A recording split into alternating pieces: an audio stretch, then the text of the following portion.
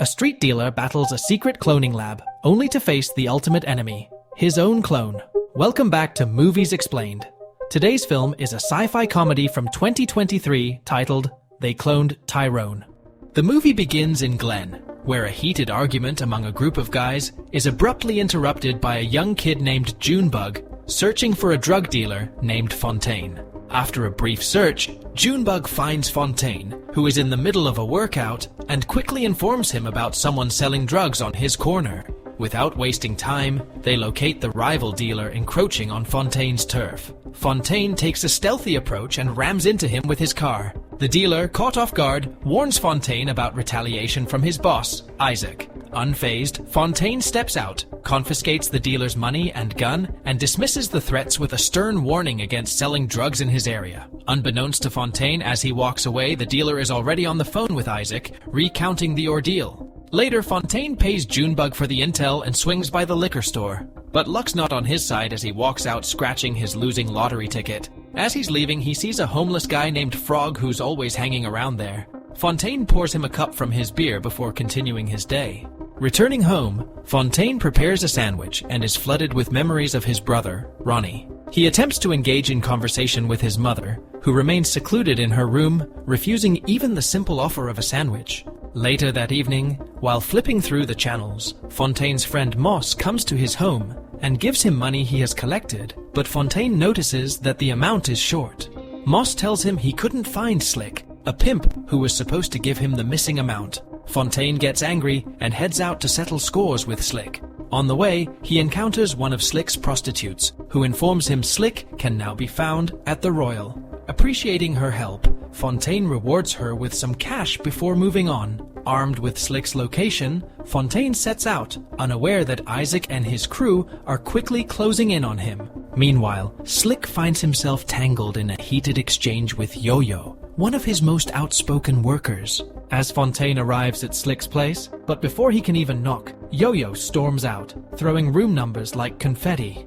Inside, Slick braces for impact, as Fontaine cuts straight to the chase, demanding the money owed to him. Slick tries to sidetrack him with complaints about sugar quality, but Fontaine is laser-focused on his objective. With cash finally in hand, Fontaine is all set to leave when Slick, in a rare moment of reflection, drops some wisdom about reducing black-on-black crime before he jets. Fontaine is ready to peel out in his car when Isaac and his posse suddenly block him in. Gun in hand, Fontaine braces for a standoff, but the tables turn quickly. They ambush him. Even after taking a hit, Fontaine's not down. He attempts to escape, but a hail of bullets from Isaac's crew keeps coming. Miraculously, Fontaine wakes up the next morning in his bed, unscathed, as if he had a nightmare. Baffled but unfazed, he goes about his day, sharing drinks with Frog at the liquor store, as if cheating death was just part of his routine. But the day has more surprises in store. Fontaine notices a man bleeding out on the street, only for a mysterious black car to whisk the injured man away before he can intervene. Shaken, Fontaine decides it's time to circle back to Slick's to get his money. Upon reaching Slick's place, Fontaine is met with shock and disbelief. Slick, having witnessed Fontaine's brutal encounter with bullets the previous night, is astonished to see him in the flesh, very much alive. He blurts out that Fontaine wasn't meant to survive the ordeal, even mentioning Yo-Yo's name as some sort of confirmation of the night's events. Fontaine is stunned, trying to make sense of it all. They go to Yo-Yo, and Fontaine gets confirmation of his worst fears. She did witness him being gunned down by Isaac. However, there's a twist. She also spotted a mysterious car making a swift exit from the scene. She even has a lead on where the suspect's getaway car might be parked. With this new information, Fontaine takes charge, and their investigation leads them directly to the car parked outside a random house. They bust into the place, initially not finding anything. But then, jackpot. They stumble upon a hidden break room, and Fontaine's spidey senses start tingling. He investigates further and uncovers a secret elevator tucked away in a closet. Fontaine's itching to explore, but Yo-Yo and Slick are hesitant. Eventually they cave and join him. As the elevator descends, tensions rise. Yo-Yo and Slick grip their guns, ready for anything. When the doors open, they're greeted by a high-tech lab and a startled Tech trying to make a run for it. Fontaine corners the guy, demanding answers. Meanwhile, Slick spots a suspicious powder and does a quick test, assuming it's cocaine. Fontaine's not satisfied with the tech's answers, leaves him in Slick's hands and ventures further into the lab. That's when the surreal becomes reality. Fontaine uncovers a body shrouded under a sheet, and the face staring back at him is his own. The discovery sends shivers down his spine. In the chaos, Yo-Yo accidentally triggers a chemical reaction, setting off alarms and adding to the commotion. Slick, caught in a wave of panic, makes a rash decision and kills the technician. As they regroup, trying to process the unimaginable, they're stunned to see Fontaine standing there, beside his own lifeless body. After leaving the lab, the tree decides to go somewhere to lay low to figure out what's going on. They head out to her grandma's house, a place that feels like stepping right into a detective novel. The shelves are lined with trophies and Nancy Drew mysteries, setting the perfect backdrop for their own unfolding mystery. Fontaine's skepticism surfaces when Yo-Yo serves tea, insisting he's the real deal, not some ghost. Slick tries to lighten the mood with a joke, but Fontaine's not having it. Luckily, Yo-Yo swoops in with some comfort and steers the conversation toward the craziness happening in town.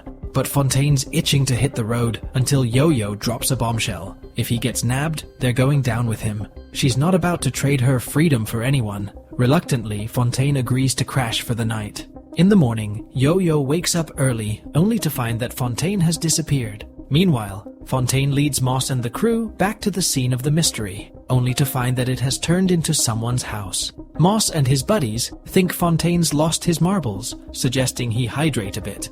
Back at Yo-Yo's, Fontaine breaks the news. The lab entrance has disappeared. Slick suggests they grab a bite to eat and discuss the situation. They end up at a diner, chowing down on fried chicken, when things take a hilarious turn. They can't stop laughing, but Slick senses something's off. He connects the dots, realizing the chicken's been laced with the same powder from the lab. To their surprise, they notice the tech from the lab lurking nearby. Fontaine's itching to confront the shady character from the lab, but Yo-Yo's got other plans. She takes charge, waltzing into the man's office and turning on the charm. The moment he steps out to fetch her some food, she slips into detective mode and uncovers a shocking recording. Turns out, the lab's doing sketchy experiments on the locals.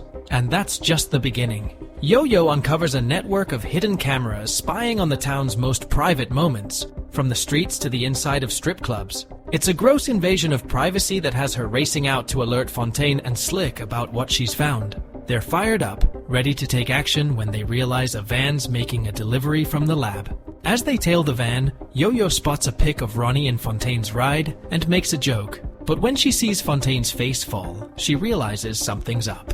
Fontaine opens up about Ronnie's tragic end, killed by a cop over an alleged candy theft. When the van pulls up, Fontaine and Yo-Yo hatch a plan. Fontaine and Yo-Yo head into the saloon while Slick checks in the van. As Fontaine and Yo-Yo enter the saloon, Slick sneaks into the van and discovers a key card, hinting at further mysteries to unravel. Inside the saloon, Fontaine and Yo-Yo observe the lab workers nonchalantly changing hair colors, sparking their curiosity about the casual nature of these transformations. Just as they're strategizing their next move, Isaac and his crew make an unwelcome entrance, tension skyrocketing. Yo-Yo attempts to de-escalate, keenly aware of Slick's predicament inside the van. Isaac is shocked to see Fontaine not only alive, but also unharmed. He delivers a chilling warning to Fontaine, underscoring the dangers that lie ahead. In a heart-stopping moment, the van suddenly takes off with Slick trapped inside, leaving Fontaine and Yo-Yo in immediate danger from Isaac's presence. Yo-Yo tries to call Slick, but Fontaine realizes he left his phone in the car. They then notice a familiar slogan on a hair color bottle, and Fontaine has a light bulb moment. He takes Yo-Yo to find Frog, the master of random sentences. After solving some brain-teasing puzzles, Frog drops a clue about a church where the big man might have the answers they need. It's a cryptic clue, but they head to the church and spot Slick's captors parked outside. Inside, things take a surreal turn when they realize the whole congregation is chugging grape juice from the van. Suddenly, it's like a scene out of a comedy. Everyone's dancing like there's no tomorrow. Once the coast is clear, Fontaine and the gang get down to business, following a mysterious clue that leads them to a secret place in the church. Slick works his magic with the keycard, and boom, they're on their way down to the mother of all labs hidden beneath Glen. As they slip in unnoticed, Fontaine spots 3 lab workers heading to the bathroom. Seizing the opportunity, he follows them, confronts them at gunpoint, and snags their uniforms so the group can blend in seamlessly. Navigating through the lab, they encounter a series of disturbing scenes, mind control experiments, and folks being used as guinea pigs. But when things get too intense, they duck into a restroom to regroup. Inside, Yo-Yo and Slick weigh their options, but Fontaine's already a step ahead. They stumble upon another secret chamber, this one filled with hundreds of creepy chambers containing clones of important people from the town. It's like something out of a sci-fi nightmare. As they're processing this mind-bending discovery, Yo-Yo notices Slick's in a daze, staring at his own clone. Fueled by rage, he lets loose, firing at the chamber and triggering alarms left and right. Chaos erupts, and it's their cue to bolt. They dive into the nearest elevator, hoping for a clean escape. By some stroke of luck, they shake the lab off their trail, only to end up in the last place they'd expect, a strip club. Just when they think they might catch a break, the DJ drops a hypnotic beat that mesmerizes the crowd, sending everyone into a trance. Trying to sneak out unnoticed, Fontaine and his crew are almost home free until they're swarmed by a mob of entranced partygoers. They make a mad dash for a car, but they're quickly cornered. With guns drawn and backs against the wall, it looks like they're out of options when suddenly, something makes them stop and stand still as a car begins to approach them. Chester rolls in with backup, alongside a smooth talker who introduces himself as the big boss in charge of cleaning up the mess. He reveals their grand plan to reunite America through cloning and mind control. Eventually, after a heartwarming speech, he gives Fontaine and his friends two options. Either they can die by continuing what they are doing, or they can live their lives normally. Fontaine's ready to challenge him, unwilling to back down, until the man utters the words, "Olympia Black." At those words, Fontaine and Slick freeze on the spot. Yo-Yo tries to fight back, but she's quickly stopped by Fontaine at the man's command. It's a chilling display of control, leaving them all shaken to the core. With a warning to reconsider their choices, the suited man lets them go, leaving them to wrestle with their decisions. The next day, Yo-Yo tries to rally Fontaine back into action, but he's done fighting. He's lost faith in their people and their cause, signaling the end of an era. It's a bitter pill to swallow, but sometimes the fight just ain't worth it. Yo-Yo storms out of Fontaine's place, leaving him to drown in his own disappointment. He falls back into his boring routine, day in and day out, until one day, he's had enough. One day, out of sheer frustration, he smashes his TV, but even that doesn't snap him out of his slump. Looking for some comfort, he goes over to his mom's place. When she doesn't answer, he gets so desperate that he breaks down the door, only to find out he's been talking to a recording of her voice all this time. It's a gut punch, and Fontaine's left alone to grapple with his pain. Just when he's at his lowest, Junebug swoops in, offering a shoulder to lean on and a drink to lift his spirits. Spending time with Junebug reminds Fontaine of his younger brother, and for a moment, it lightens his mood. Buoyed by this small lift, he decides to check on Slick, who's cooped up in his apartment struggling with his own set of problems. And Yo-Yo? She's in full-on detective mode, trying to send a secret message out of town. But her cover's blown when Biddy catches sight of her. Before Yo-Yo can shake her loose, a black car swoops in and snatches her away. Back at the ranch, Fontaine and Slick, now aware they're clones, share a moment of shared sorrow and realization. They know they messed up by leaving Yo-Yo alone, and vow to find her. The only person that might have answers about Yo-Yo's whereabouts is Biddy. But getting Biddy to talk about what she saw doesn't come free. After they hand over some cash, she tells them about the black car that kidnapped Yo-Yo. Meanwhile, Yo-Yo is being held captive by a suited man at the lab who is impressed by her bravery. However, he warns her that they are about to test a new product on her. Slick and Fontaine are determined to rescue Yo-Yo, but Slick is concerned that Fontaine may not be fully committed to the plan. Fontaine's on a mission to expose the shady lab lurking beneath their town, but when he turns to Isaac for help, he explains to Isaac that a bunch of scientists are doing experiments on the black people, cloning them so they can control their minds. But things take a dark turn. Isaac ain't buying Fontaine's story and brushes it off with a laugh. Fontaine won't let it go, pushing Isaac's patience to the breaking point, and earning himself a bullet for his troubles. As Fontaine's left for dead on the roadside, another car swoops in from the lab to scoop up his body. Inside the facility, technicians waste no time imprinting Fontaine's memories onto a fresh clone, ready to step into his shoes. Suddenly, the clone of Fontaine wakes up again in his room, like it was all a dream. The clone hits the streets, living Fontaine's life like it's his own. However, when the clone visits the liquor store to have a drink with Frog, he is surprised to find Biddy there. As the clone is walking back to his car, Biddy distracts him to keep his attention away from his car, where Slick's hidden in the back seat. Slick makes his move, knocking the clone out with a sedative. Next thing he knows, the clone is tied up in a room, with Slick and Biddy figuring out their next move. At the lab, the real Fontaine wakes up. Turns out, Slick had a wild plan to fake Fontaine's death, getting Isaac and his dealer in on it, while Slick used his smarts to play the lab scientists. With Biddy and her crew on their side, they're ready to execute the plan. Fontaine sends a message to Isaac through his dealer, offering to pay him $10,000 to shoot him without killing him. This is because the town is being monitored by the lab, so it's important to make the plan look convincing. Meanwhile, Slick pledges to rally an army to take on the lab goons. And with a single shot, Fontaine's fate hangs in the balance. Back at the lab, Fontaine is nursing a gunshot wound to the shoulder. He makes a daring move, using a doctor as his hostage to navigate him to the control room. Meanwhile, Slick and his crew intimidate a worker into opening the elevator, while Fontaine strong-arms his way to the control center, forcing the workers to cooperate. He makes them unlock the surface doors for Slick and the crew to enter. Amidst the chaos, Yo-Yo gears up for the ultimate test, but she's got a trick up her sleeve. While she is tied down by the workers, she pretends to be sedated. As they unlock her hands, an emergency alarm goes off. While the workers are distracted by the sirens, Yo-Yo sits up and knocks them out with a metal object near her bed. She takes off her wig and exits the room, as Slick is running through the lab, searching for Yo-Yo. Just then, he spots her running his way and they quickly team up again. With the gang reunited, chaos erupts as Isaac and his crew crash the party, unleashing havoc on the lab. Yo-Yo and Slick rush to free the clones, while Fontaine ends up in a showdown with Chester. He knocks Fontaine out and drags him away to face the head honcho of the whole operation, none other than an older version of Fontaine himself.